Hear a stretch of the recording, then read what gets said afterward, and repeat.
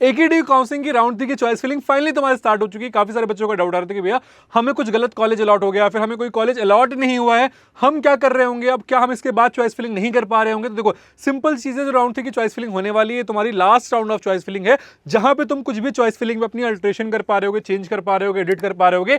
इसके बाद राउंड 4 और राउंड 5 की जो काउंसलिंग हो रही होगी, इसमें तुम कुछ भी नहीं कर पा रहे हो। राउंड 4 की जो सीट है वो ऑटो फ्रीज हो जा रही होगी, यानी कि जो भी तुम्हें करना है इस राउंड में करना है, इस राउंड के बाद तुम्हारे पास एकेटीयू में कुछ भी चांस नहीं रह रहा होगा। और इस राउंड में अगर तुमने कुछ गलतियां कर दी तो फिर जो है वही होगा कि तुम्हारे हाथ कुछ नहीं आ रहा होगा और तुमने जो है मतलब सब कुछ ना बेड़ागर कर रखा होगा। इसके अलावा बहुत सारे बच्चों का मेरे पास कॉल आ रहा है कि भैया हमें बहुत सारे काउंसलर फोन कर रहे हैं कि यहाँ एडमिशन करा देंगे, वहां एडमिशन करा देंगे, एकेटीयू से करा देंगे, ये कर देंगे, वो कर देंगे। फंसना मत सब चीज में, ठीक है। जो मैं कॉलेज ऑप्शन तुम्हें बता रहा हूं, इनके अलावा कोई कॉलेज मत लेना। पिछले 5-6 साल से मैं बच्चों की चॉइस फिलिंग यहाँ पे करवा रहा हूँ, काउंसलिंग करवा रहा हूँ, तो मुझे एक आइडिया है। मेरे मेंटर्ड बच्चे हर एक कॉलेज में हैं, तो उनका एक जो पर्सपेक्टिव मुझे मिलता रहता है कि यार ठीक है, कौन सा कॉलेज किस तरीके से चल रहा है, बहुत सारी फैकल्टी से हमारा कनेक्शन रहता है, तो हमें समझ में आ रहा होता है कि एक कॉलेज में ना क्या चल रहा है, करिकुलम में क्या चल रहा है, प्लेसमेंट में क्या चल रहा है, क्या प्लेसमेंट की रियलिटी है, नहीं रियलिटी है। तो मैं जो कॉलेज 10-15 तो मैं बताऊंगा ना, मुझे कोई भी कॉलेज वाले पैसा नहीं दे रहे हैं यहाँ पे किसी कॉलेज को बताने का, ठीक है। तो मैं तुम्हें वही रियलिटी वाले कॉलेज बताऊंगा जिनमें तुम एडमिशन लेके कुछ थोड़ी बहुत प्लेसमेंट एक्सपेक्ट कर सकते हो। इनके बाहर किसी कॉलेज में एडमिशन ले रहे हो तो तुम्हारी प्लेसमेंट अपना भूल जाओ, और प्लेसमेंट तुम्हारे लिए कुछ बचे नहीं रहा होगा। तो तुम्हें क्या करना है, सिंपली ये वीडियो एंड तक देखना है, लास्ट राउंड है, समझ लो किस तरीके से चॉइस फिलिंग कर रही है, वरना बाद में तुम पछता रहे होगे। इसके अलावा कोई डाउट आता है कमेंट सेक्शन में पूछ सकते हो। Profile analysis form description box में दिया गया है, और डिस्क्रिप्शन बॉक्स में प्रोफाइल एनालिसिस फॉर्म के साथ साथ तुम्हें वहां पे एकेटीयू प्रेडिक्टर की लिंक मिल जा रही होगी, चॉइस फिलिंग टूल की लिंक मिल जा रही होगी। मुझसे अगर 1-to-1 मेंटरशिप चाहिए, मेरी टीम से 1-to-1 मेंटरशिप चाहिए, तो उसकी भी लिंक तुम्हें डिस्क्रिप्शन बॉक्स में मिल जा रही होगी, जाकर के वहां से इनरोल कर सकते हो। अब आ जाते हैं हम एकेटीयू की चॉइस फिलिंग के ऊपर, ठीक है। सबसे इंपॉर्टेंट चीज है पहले ये समझना कि हमारा टारगेट क्या है। हमारा टारगेट क्या गवर्नमेंट कॉलेज है, क्या हम प्राइवेट कॉलेज टारगेट कर रहे हैं। अब देखो, अगर मैं तुमसे फैक्ट वाली बात बताऊं, तो अगर तुम्हारी रैंक 1.5 लाख रैंक तक है, तभी तुम्हारे पास थोड़े बहुत गवर्नमेंट कॉलेज के डिसेंट ऑप्शन बन रहे होंगे, ठीक। अगर नहीं है, इससे ज्यादा रैंक है, तो तुम मान के चलो कि अगर तुम प्लेसमेंट एक्सपेक्ट कर रहे हो किसी भी गवर्नमेंट कॉलेज से, तो वो तुम्हें नहीं मिल पा रही होगी। ये रियलिटी होने वाली है। ये general category, EWS category, OBC category वाले बच्चों की बात करें, एससी एसटी कैटेगरी वाले बच्चों की बात अभी हम यहाँ पे नहीं कर रहे, ठीक है।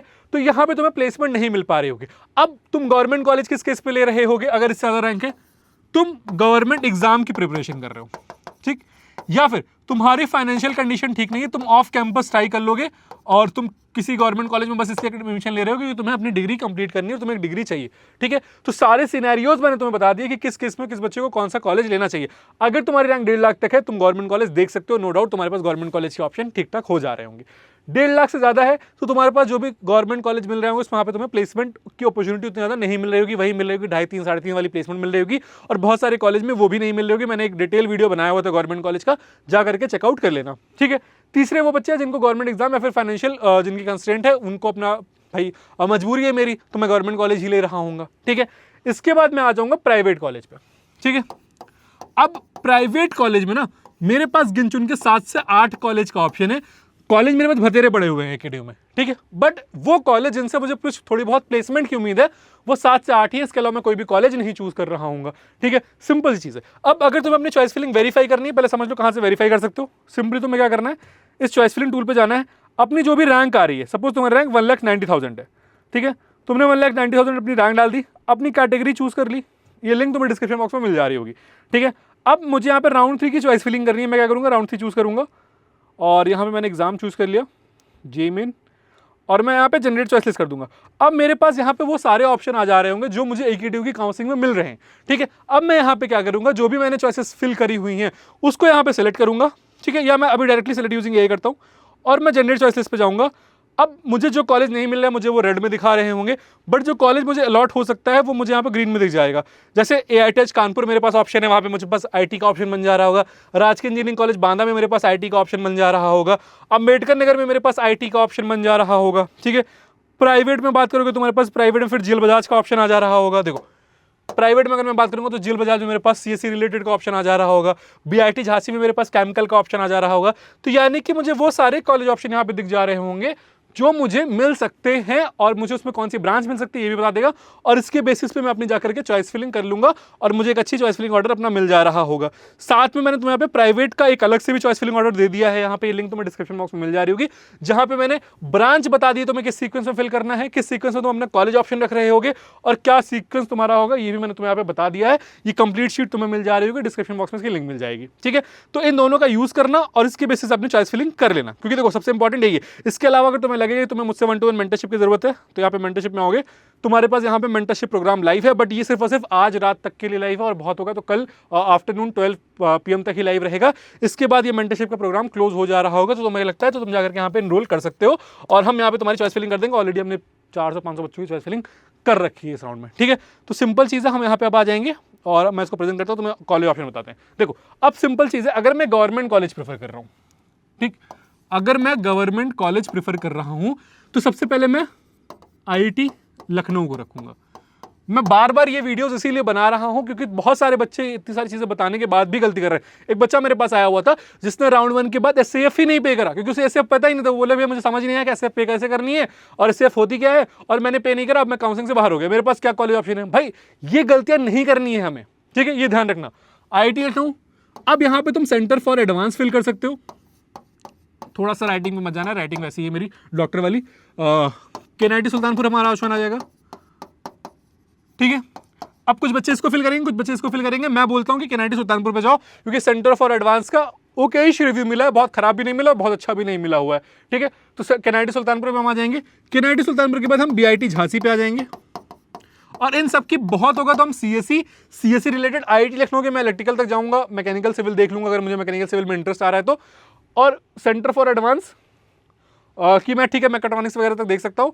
KNIT सुल्तानपुर में बहुत होगा तो इलेक्ट्रिकल तक जा रहा हूँ, BIT झांसी में भी बहुत होगा तो इलेक्ट्रिकल EC तक जाऊंगा, इसके नीचे नहीं जा रहा हूँ, ठीक है। फिर मेरे पास लखनऊ यूनिवर्सिटी का ऑप्शन आ जाएगा, फिर मेरे पास AITH कानपुर का ऑप्शन आ जा रहा होगा, ठीक है। इसके बाद भी मुझे गवर्नमेंट इंजीनियरिंग कॉलेज ही लेना है तो फिर मैं जो है REC, जो पुराने REC बांदा मैनपुर ये सब जा रहूंगा, या फिर DDU गोरखपुर और चौधरी चरण सिंह यूनिवर्सिटी की तरफ जाऊंगा। इसके अलावा मैं कोई भी गवर्नमेंट कॉलेज प्रिफर नहीं कर रहा हूँ, इन एनी केस नहीं प्रिफर कर रहा हूँ, क्योंकि मुझे किसी और कॉलेज से प्लेसमेंट नहीं मिलने वाली है, फैक्ट है।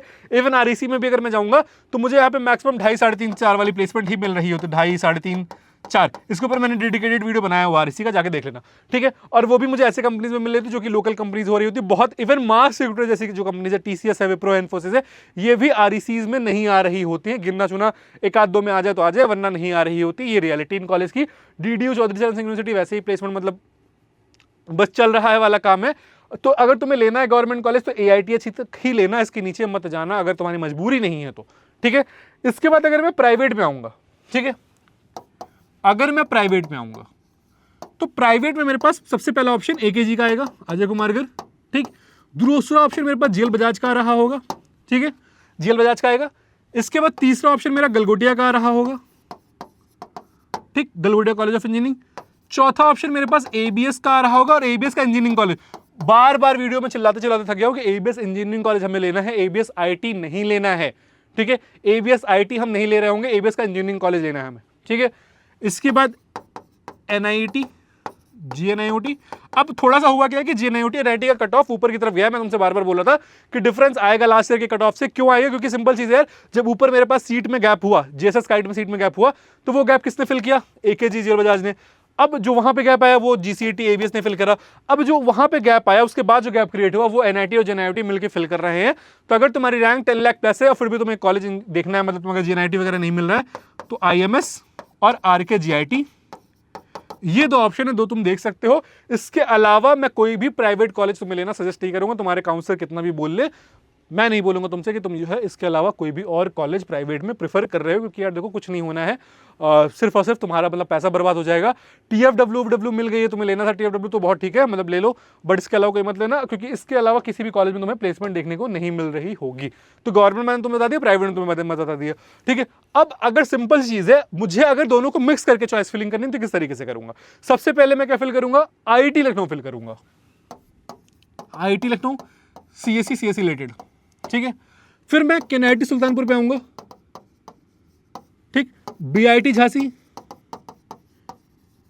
ठीक, यहां पे मैं सेंटर फॉर एडवांस पे आ जाऊंगा,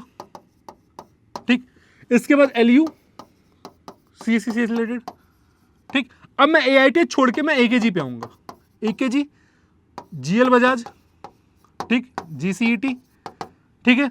अब अगर देखो सिंपल चीज है, मेरी मजबूरी नहीं गवर्नमेंट कॉलेज, तो मैं यहाँ पे KNIT वगैरह भी नहीं फिल करूंगा, मैं सीधा AKG पे आ जाऊंगा, ठीक है। क्योंकि यार मतलब सुल्तानपुर और झांसी वगैरह में मुझे वो एक्सपोजर नहीं मिल पाएगा, जो मुझे एक्सपोजर गाजियाबाद NCR दिल्ली वाले रीजन में मिल जाएगा, तो वो एक्सपोजर मुझे वहाँ नहीं मिलेगा। तो मैं क्या करूँगा, उसको हटा के यहाँ पे सीधा AKG या फिर जेल बजाज पे आ जाऊँगा, ठीक है। GCET फिर ABS पे आऊँगा, ठीक है। फिर अपना जिस सीक्वेंस में तुम्हें प्राइवेट कॉलेज का ऑप्शन दिया, उस सीक्वेंस में यहाँ पे मैं कॉलेज फिल करता चला जा रहा हूँ, ठीक है। तो इस तरीके से मैं अपनी चॉइस फिलिंग को ऑल्टर कर रहा हूँ, चेंज कर रहा हूँ।